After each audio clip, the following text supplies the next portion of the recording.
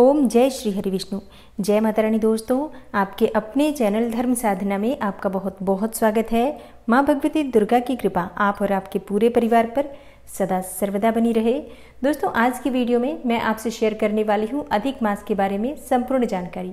अधिक मास यानी कि मल मास, जिसे पुरुषोत्तम मास भी कहा जाता है, तो 18 जुलाई से यानी कि आज से प्रारंभ हो गया और 16 अगस्त तक अधिक मास समाप्त होगा।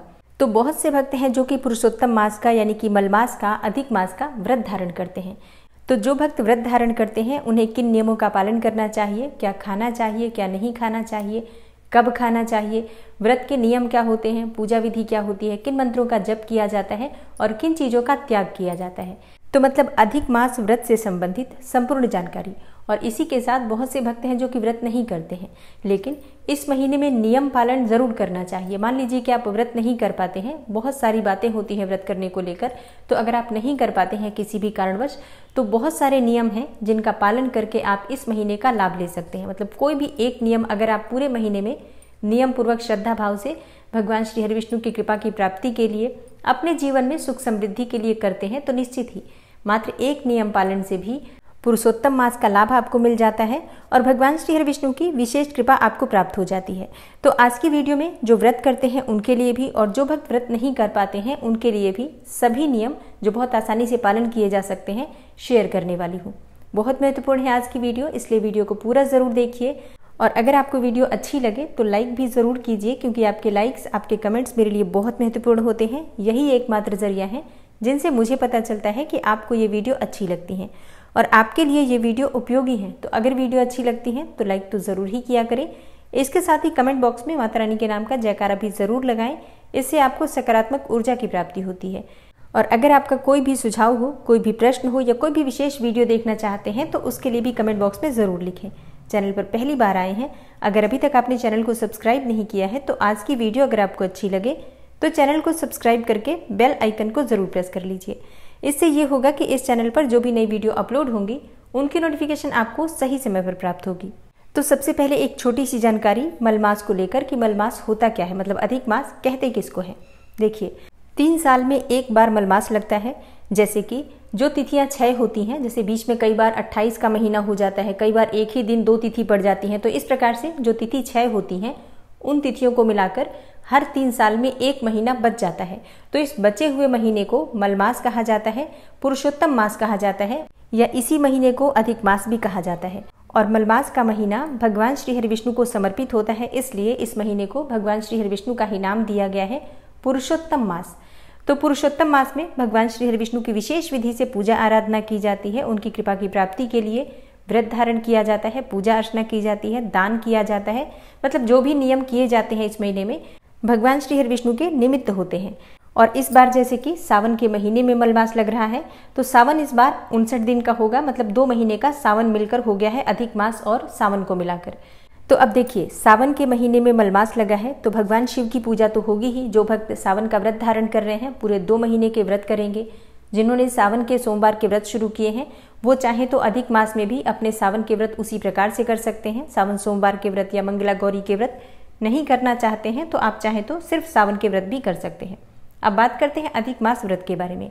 तो देखिए, जो भक्त अधिक मास में व्रत धारण करना चाहते हैं 18 जुलाई से व्रत शुरू करेंगे और 16 अगस्त को समाप्त करेंगे। व्रत के नियम क्या होते हैं? देखिए, अगर आप अधिक मास का व्रत धारण करना चाहते हैं, मतलब पूरे 1 महीने व्रत करना चाहते हैं, तो व्रत के नियम वैसे तो कई प्रकार से होते हैं। जैसे कि शास्त्रों के अनुसार पूरे 1 महीने तक बिल्कुल बिना अन्न के निराहार रहकर, मतलब सिर्फ फलाहार के द्वारा व्रत धारण करना चाहिए। लेकिन देखिए, अब ये तो बिल्कुल ही असंभव सी बात आजकल के समय में लगती है कि पूरे 1 महीने बिना अन्न के नहीं रहा जा सकता। बहुत सारी बीमारियां लोगों को हैं, बहुत सारी परेशानियां हैं।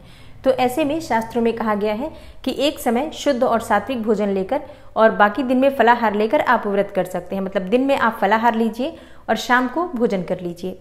और अब मान लीजिए कि आप इस प्रकार से भी व्रत नहीं कर पाते हैं, तब ऐसा कहा गया है कि अगर आप पूरे महीने में सात्विक भोजन लेकर भी व्रत नहीं कर पाते हैं, तब आपको विशेष तिथियां जो होती हैं जैसे कि एकादशी, दोनों पक्षों की एकादशी आप कर सकते हैं, कृष्ण पक्ष की भी और शुक्ल पक्ष की भी। आप अमावस्या और पूर्णिमा का व्रत धारण कर सकते हैं, त्रयोदशी का व्रत धारण कर सकते हैं। मतलब जो विशेष तिथियां होती हैं इस महीने में, उन विशेष तिथियों पर व्रत धारण कर सकते हैं। अब आप ये भी नहीं कर सकते हैं तो इसके लिए भी बहुत सारे नियम हैं, फिर आप नियम पालन के द्वारा भी इस महीने का लाभ ले सकते हैं। तो व्रत अगर आप करते हैं तो आप एक समय अन्न खा सकते हैं, बाकी के दिन में फलाहार कर सकते हैं। और हाँ, अगर आप व्रत करते हैं तो आपको सुबह जल्दी उठना है, मतलब ब्रह्म मुहूर्त में उठकर स्नान करना चाहिए अधिक मास में। तो सूर्योदय से 1.5 घंटे पहले तक का जो समय होता है वो ब्रह्म मुहूर्त का समय होता है। तो जैसे कि मान लीजिए कि अभी सूर्योदय काल का समय लगभग 5:30 के करीब है, 5:30 या 5:45 के आसपास सूर्योदय होता है। तो आप 1.5 घंटे पहले यानी कि 4 बजे तक स्नान कर लीजिए, तो इसे ब्रह्म मुहूर्त माना जाएगा। 4 बजे के बाद स्नान मत कीजिए, 4 बजे से पहले आपका स्नान हो जाए, इस बात का ध्यान रखिए। तो अब देखिए, जब आप स्नान करते हैं तो गंगा जल मिश्रित जल से ही स्नान कीजिएगा, क्योंकि इस महीने में गंगा नदी में या किसी पवित्र नदी में स्नान करने के लिए शास्त्रों में वर्णित किया गया है। लेकिन ऐसा देखिए सबके लिए संभव तो हो नहीं पाता है, तो अपने घर में गंगा जल मिश्रित जल से भी आप सुबह ब्रह्म मुहूर्त में स्नान कर सकते हैं। स्नान के बाद साफ स्वच्छ वस्त्र धारण करके सूर्यदेव को जल अर्पित करना चाहिए और विष्णु भगवान की पूजा करनी चाहिए, तुलसी की पूजा करनी चाहिए, शालिग्राम की पूजा आप कर सकते हैं, भगवान कृष्ण की पूजा कर सकते हैं। इसके अलावा आपके घर के मंदिर में जो भी देवी देवता विराजित हैं, जिस प्रकार से आप प्रतिदिन उनकी पूजा करते हैं, उसी प्रकार से इस पूरे महीने में पूजा कर सकते हैं। तो व्रत कर रहे हैं तो पूजा तो आप अपने हिसाब से ज़्यादा कर सकते हैं। और अब बात करें कि अधिक मास में क्या खाना चाहिए और क्या नहीं खाना चाहिए। तो देखिए, अधिक मास में लहसुन, प्याज, मांस, मदिरा का सेवन किसी को भी नहीं करना चाहिए। ये नियम सबके लिए है, मतलब जो भक्त व्रत नहीं करते हैं उन्हें भी लहसुन, प्याज, मांस, मदिरा का सेवन अधिक मास में यानी कि पुरुषोत्तम मास में नहीं करना चाहिए। इसके अलावा जैसे कि आप व्रत कर रहे हैं तो आपके लिए कुछ बहुत विशेष चीज़ें भी हैं जिनका आपको त्याग करना है। जैसे कि चावल का मांड आप नहीं खा सकते हैं, मतलब चावल बनने के बाद जो पानी निकाल कर अलग से रखा जाता है वो ग्रहण नहीं करना चाहिए। उड़द, राई, मसूर, मूली और बासी अन्न, अच्छा दोबारा गर्म किया हुआ अन्न भी नहीं खा सकते। जैसे कि एक बार का बनाकर रखा हुआ भोजन है, फिर दोबारा आप उसे गर्म करके अगर खाना चाहते हैं तो नहीं खाना चाहिए। और बासी अन्न का मतलब होता है सुबह का अन्न रखा हुआ शाम को, या फिर शाम का बना हुआ सुबह भोजन जो होता है वो बासी होता है। वैसे अगर भगवद गीता की बात करें तो भगवद गीता में भगवान श्री कृष्ण कहते हैं कि 3 घंटे पहले से बना हुआ भोजन बासी कहा जाता है, तामस में आ जाता है, और ये स्वास्थ्य के लिए भी ठीक नहीं होता है। तो प्रयास करना चाहिए कि इस महीने में बासी भोजन ना करें। और हाँ, गाजर, मूली और बैंगन ये चीज़ें भी अधिक मास में नहीं खानी चाहिए। मतलब ये चीज़ें तो हम किसी भी व्रत में नहीं खाते हैं, अधिक मास का व्रत हो या सावन के महीने का व्रत हो या फिर चातुर्मास का व्रत हो, एकादशी का व्रत हो, इन चीज़ों का त्याग किया ही जाता है। तो इन चीज़ों का आपको ध्यान रखना है। अगर आप व्रत कर रहे हैं तो ये नियम आपके लिए बिल्कुल आवश्यक है। लेकिन जो भक्त व्रत नहीं कर रहे हैं वो भी चाहें तो इनमें से कुछ चीज़ों का या सभी चीज़ों का त्याग कर सकते हैं। अब एक प्रश्न जो कि आप लोगों का आने वाला है, शहद का सेवन अधिक मास में व्रत करने वाले को नहीं करना है, लेकिन भगवान श्री विष्णु के निमित्त जो पंचामृत बनता है वो प्रसाद क्या हम ग्रहण कर सकते हैं? देखिए, वैसे प्रसाद जो हम भगवान श्री विष्णु को अर्पित करते हैं उसमें जो पंचामृत बनता है उसमें किसी भी चीज़ को पंचामृत मतलब प्रसाद स्वरूप खाने में आपको दोष नहीं लगेगा। लेकिन आप चाहें तो शहद के बिना यानी कि सिर्फ 4 चीज़ों से, दूध, दही, घी और शक्कर से पंचामृत बना सकते हैं। लेकिन फिर मैं कहूँगी अगर पंचामृत शहद के साथ भी बनता है तब भी प्रसाद स्वरूप अगर आप लेते हैं तो उसका आपको दोष नहीं लगेगा। लेकिन इतना ध्यान अवश्य रखिए कि शहद को अलग से लेकर किसी चीज़ के साथ नहीं खाना है।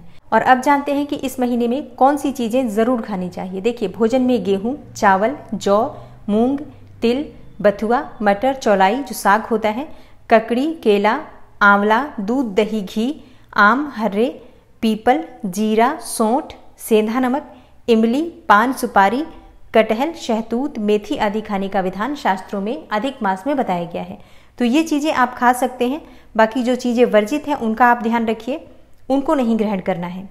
अच्छा, अब बात करते हैं कुछ ऐसे नियम के बारे में जो व्रत करते हैं उन्हें तो करना ही है, लेकिन जो व्रत नहीं कर रहे हैं अधिक मास का उनके लिए भी वो चाहे तो इनमें से किसी भी नियम का पालन कर सकते हैं, एक से अधिक नियम का पालन कर सकते हैं अपनी इच्छा के अनुसार। क्या इस महीने में करने से भगवान श्री विष्णु की कृपा प्राप्त होती है?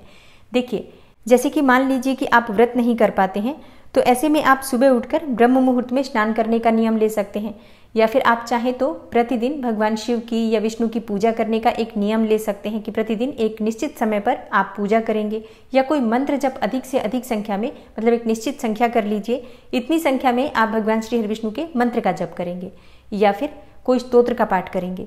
तो इस प्रकार से आप पूजा पाठ का अनुष्ठान का नियम ले सकते हैं। अब बात करें दान के बारे में, क्योंकि इस महीने में दान का बहुत अधिक महत्व है। किन किन चीज़ों का आप दान कर सकते हैं?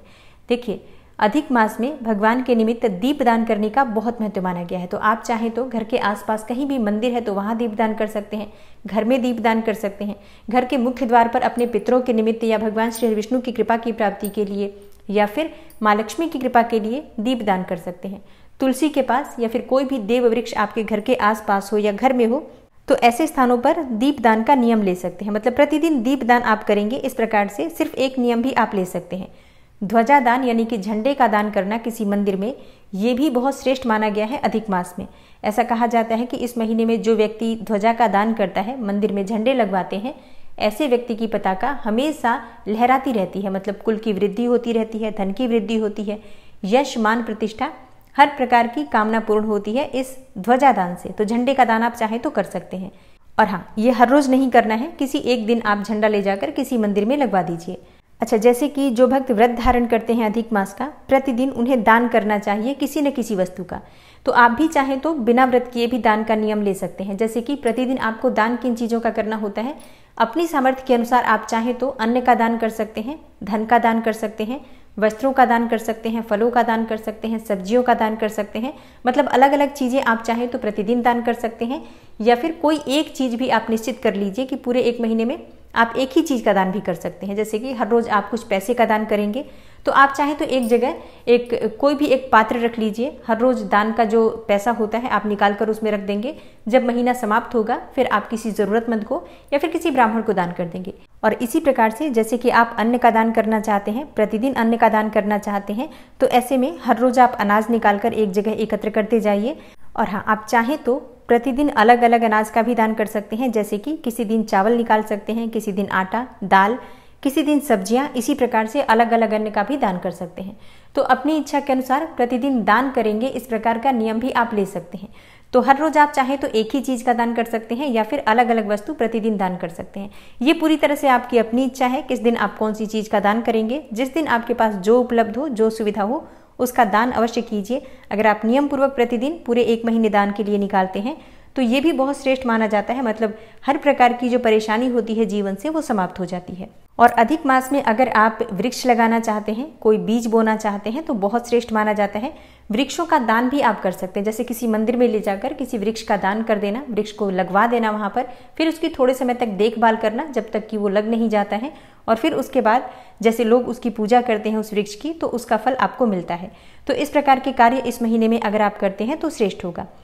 वृक्ष आप किसी भी सार्वजनिक स्थल पर भी लगा सकते हैं, नदी के किनारे, किसी मंदिर में या किसी पार्क में, जहां पर भी सुविधा हो।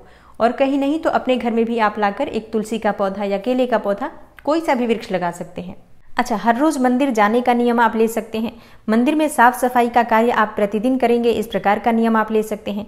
आप चाहे तो किसी मंदिर में पूजा की सामग्री का दान कर सकते हैं। जैसे कि मंदिरों में आरती के लिए कपूर या फिर धूप अगरबत्ती का दान आप कर सकते हैं, या फिर घी का दान कर सकते हैं मंदिर में दीप प्रज्वलित करने के लिए। और अधिक मास में धार्मिक पुस्तकों का दान करना बहुत श्रेष्ठ माना जाता है। किसी वेद पाठी ब्राह्मण को अगर आप धार्मिक पुस्तकें दान करते हैं, जैसे भगवद गीता की पुस्तक हो, हनुमान चालीसा की पुस्तक हो, मतलब कोई भी धार्मिक पुस्तक अगर आप दान करते हैं किसी ऐसे व्यक्ति को जो उसका पाठ भी करे, तो आपको लाभ निश्चित मिलता है। इसलिए जब आप धार्मिक पुस्तकें दान करते हैं तब आपको ध्यान रखना है किसी सुपात्र को दान कीजिए। कई बार लोग सड़क पर इस प्रकार से हनुमान चालीसा या गणेश चालीसा बांटते हुए चलते हैं, ऐसा मत किया कीजिए। कई बार क्या होता है, आप दान तो अच्छी भावना से करते हैं, लेकिन जो लेने वाला व्यक्ति होता है वो उस पुस्तक का सम्मान नहीं करता, इधर उधर फेंक देते हैं लोग। कई लोग पढ़ते ही नहीं है पुस्तकें, बस वो आपके हाथ से लेकर और कहीं भी डाल देते हैं। इससे आपको दोष लगता है। तो मतलब आप कोई भी चीज दान करते हैं, सुपात्र को ही दान देना चाहिए, कुपात्र को दान नहीं देना चाहिए। आप धन भी दान करते हैं तो आप ध्यान रखिए किसे धन का दान दे रहे हैं। किसी ऐसे व्यक्ति को धन का दान मत कीजिए जो कि नशा करते हैं, मांसाहार करते हैं। दान उसे ही दीजिए जिसे उस वस्तु की आवश्यकता हो। तो दान देते वक्त आपको इन चीजों का ध्यान रखना है। और हाँ, अधिक मास में अगर आप व्रत करते हैं या व्रत नहीं भी करते हैं, चाहते हैं कि अधिक मास का लाभ आपको मिले, तो इस महीने में आपको बिल्कुल भी क्रोध नहीं करना चाहिए। घर में कलह क्लेश ना हो, इस बात का ध्यान रखिए। झूठ नहीं बोलना चाहिए, ब्रह्मचर्य का पालन करना चाहिए, विशेषकर उन लोगों को जो व्रत धारण कर रहे हैं अधिक मास का। अब शब्द किसी को भी नहीं कहना चाहिए, मतलब कटु वचन मत बोलिए किसी को, किसी का भी दिल दुखे इस प्रकार का कोई भी कार्य मत कीजिए। और अब जानते हैं कि इस महीने में किन मंत्रों का जप करना चाहिए। तो देखिए, ये महीना भगवान श्री हरि विष्णु को समर्पित होता है, तो इस महीने में भगवान श्री हरि विष्णु की प्रसन्नता के लिए उनके मंत्रों का ही जप किया जाता है विशेष रूप से। वैसे आप चाहें तो दूसरे देवी देवताओं के मंत्रों का भी जप कर सकते हैं, लेकिन भगवान श्री हरि विष्णु के मंत्रों का जप विशेष रूप से किया जाता है। जैसे कि विष्णु सहस्त्रनाम का पाठ आपको जरूर करना चाहिए इस पूरे महीने में। भगवान श्री हरि विष्णु के मंत्र जो कि ओम नमो भगवते वासुदेवाय नमः, ओम नमो नारायणाय नमः, या जो भी मंत्र आप भगवान श्री विष्णु का जपना चाहते हैं जप सकते हैं। गजेंद्र मोक्ष का पाठ अगर आप इस पूरे महीने में करते हैं तो किसी भी प्रकार का कर्ज आपके जीवन में है, मतलब बड़े से बड़े कर्ज से मुक्ति का भी रास्ता आपको मिल जाएगा। इसके अलावा भगवत गीता का पाठ आप कर सकते हैं, रामचरितमानस का पाठ आप कर सकते हैं, भागवत पुराण का पाठ आप कर सकते हैं। मतलब देखिए, अधिक मास में किसी भी धार्मिक पुस्तक का पाठ आप कर सकते हैं, किसी भी देवी देवता से संबंधित, जैसे कि शिव पुराण का पाठ करना चाहते हैं आप, स्कंद पुराण का पाठ करना चाहते हैं, या विष्णु पुराण का पाठ आप करना चाहते हैं, कोई भी पाठ इस महीने में किया जा सकता है। धर्म कर्म अनुष्ठान करना इस महीने में बहुत श्रेष्ठ फल देता है। मतलब दूसरे महीनों की बजाय अधिक मास में जो धार्मिक कार्य किए जाते हैं, अनुष्ठान किए जाते हैं, व्रत किए जाते हैं, पूजा की जाती है, उसका फल कई गुना होकर आपको प्राप्त होता है। तो 3 साल में एक बार अधिक मास आता है, इसमें ज़्यादा से ज़्यादा धार्मिक कार्य अनुष्ठान पूजन इत्यादि करना चाहिए। तो जो भक्त अधिक मास का व्रत धारण कर रहे हैं वो तो सारे ही नियमों का पालन करते ही हैं, लेकिन जो भक्त व्रत नहीं कर रहे हैं उन्हें भी जो मैंने आपको नियम बताए हैं दान के, स्नान के या व्रत पूजा के, आप उनमें से किसी भी प्रकार के किसी 1-2 नियम का पालन भी अगर कर लेते हैं इस पूरे महीने में, तो भी आपको भगवान श्री विष्णु की कृपा मिल जाती है।